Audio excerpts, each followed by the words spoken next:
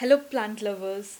So, today I would be discussing about how I have converted this beautiful uh, glass bottle into terrarium.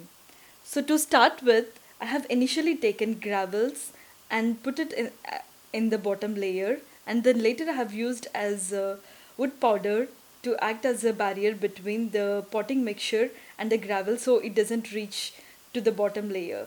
And then you can use any of the choice of your decoration materials. In this case, we have used volcanic stones, which can be used as a granule structure.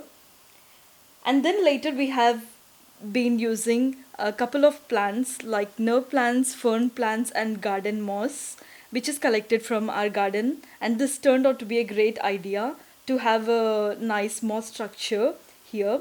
So, as you can see here, we have used red nerve plant uh, and green nerve plant. In case if you're wondering how you can be able to fit this here, it's very simple. You just have to take a chopstick and take a couple of nerve plants like here, and then just put it inside the bury it inside the soil and just press it with the chopstick until it just presses inside the soil, deep inside the soil.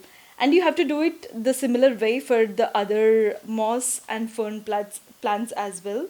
So in this case, if you feel that it didn't turn out to be good and it's not suiting it well, you have to just wait for a while, because in a couple of days it gets adapted well and it will look beautiful in the end.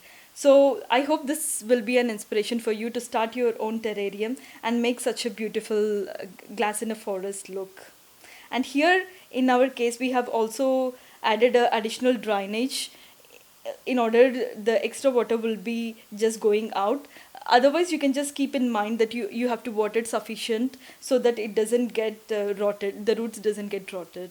And this would be a simple tip for you.